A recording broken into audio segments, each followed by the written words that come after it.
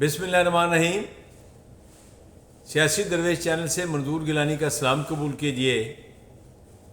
دوستو، ملک بھر میں بارشوں کا سلسلہ جاری ہے اور آج اسلام آباد میں تو سورج نظر بھی نہیں آیا، بادل رہے اور بارش رہی۔ ابھی تک بارش جو ہے وہ جاری ہے۔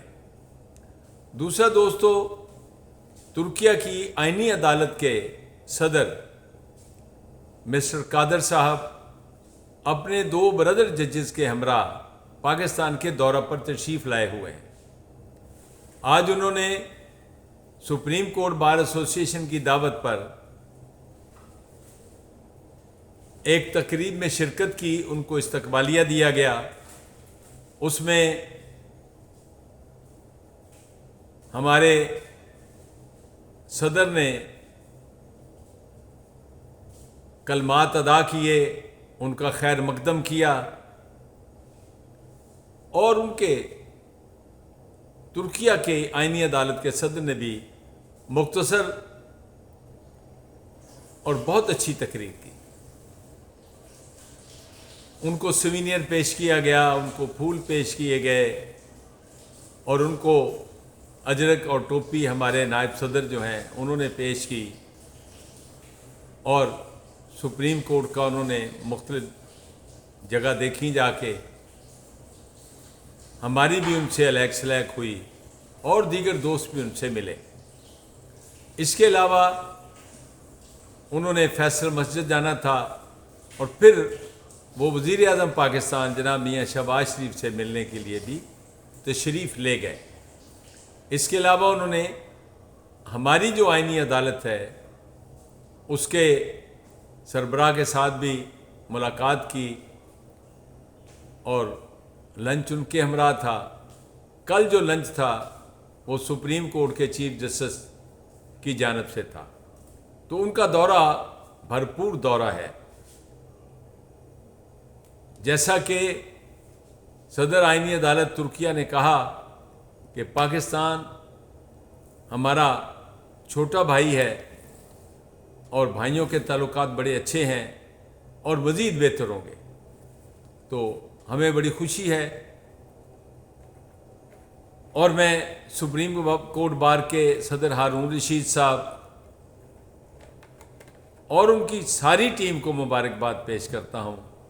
انہوں نے بڑی محنت کے ساتھ سپریم کورٹ بار ایسوسی ایشن کا جو کمرہ ہے جسے بار کہتے ہیں اس کو بہت بہتر کر دیا ہے، بہت خوبصورت کر دیا ہے، اور ابھی بھی اس میں مزید تبدیلیوں کی کوشش میں لگے ہوئے ہیں۔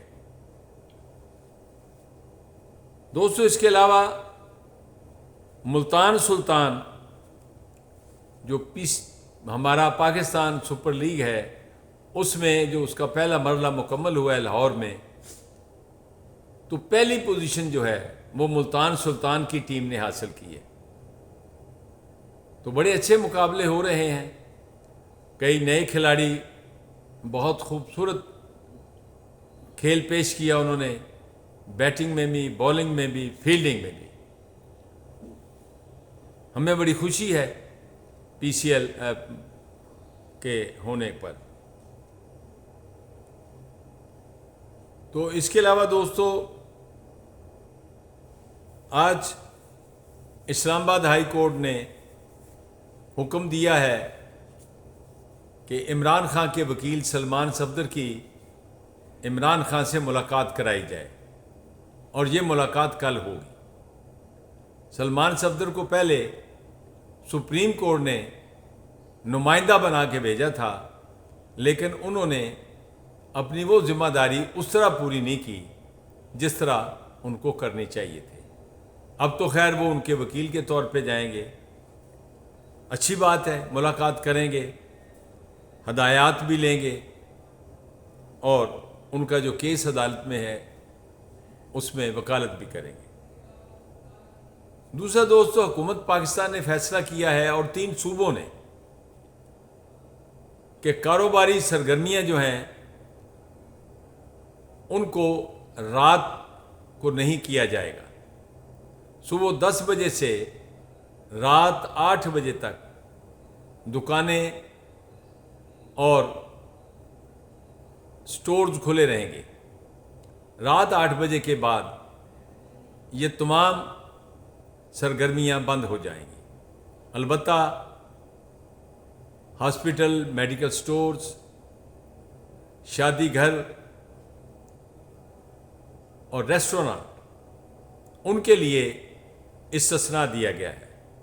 لیکن شادی گھروں کے لیے اور ریسٹورانٹ کے لیے رات 10 بجے تک کا ٹائم ہے. یہ بہت اچھا کام ہے. ہم تو ہمیشہ سے کہتے رہے ہیں کہ یہ رات کا جو کاروبار ہے اس کو بند کرنا چاہیے. اس کے بہت نقصانات ہیں، معاشی طور پر بھی، معاشرتی طور پر بھی. لیکن ہمارا جو صوبہ سندھ ہے انہوں نے کہا کہ ہم مشاورت کریں گے. وہ تاجروں سے ابھی تک مشاورت ہی کر رہے ہیں. کل بھی مشاورت کرتے رہے، آج بھی. ابھی تک کی جو خبریں ہیں 6:30 بجے اس وقت ٹائم ہو چکا ہے، تو ابھی تک خبر ان کی یہی آ رہی ہے کہ مشاورت کریں گے اور فیصلہ کریں گے. تو اللہ ان کو توفیق دے کہ کل تک وہ بھی فیصلہ کر لیں اور پورے پاکستان میں یہ جو کاروبار ہے یہ رات 8 بجے تک ہونا چاہیے اور پھر بند ہو جانا چاہیے. دوستو، ٹرمپ صاحب کی دھمکیاں جو ہیں وہ جاری ہیں. انہوں نے کہا ہے کہ وقت بہت کم رہ گیا ہے، ایک ہی رات میں ہم تباہ کر دیں گے پورے ایران کو. اور جس طرح کی زبان انہوں نے استعمال کی، اس پر آج ان سے سوال کیا گیا. صحافیوں نے پوچھا کہ آپ نے ایران کے بارے میں، ان کی لیڈرشپ کے بارے میں جو الفاظ کہے ہیں ان پر سخت تنقید ہو رہی ہے. انہوں نے کہا مجھے کسی کی پرواہ نہیں، میں نے جو کہا ٹھیک کہا ہے. تو بڑا وہ سخت رویہ ہے ان کا. اور انہوں نے بتلایا کہ ان کا جو جہاز گرا تھا وہ کندھے پہ رکھا ہوا میزائل تھا جو چلایا گیا. اور انہوں نے بتایا کہ جمعے کو وہ جہاز گرا، ہفتے کو جو ان کا پائلٹ تھا وہ غار میں چھپ گیا تھا، اور اتوار کو انہوں نے اس کو اپنی تحویل میں لے لیا تھا. ایک بڑا آپریشن ایران کے اندر کیا گیا امریکہ کی طرف سے. ایران کا بھی جواب جو ہے بڑا سخت آ رہا ہے.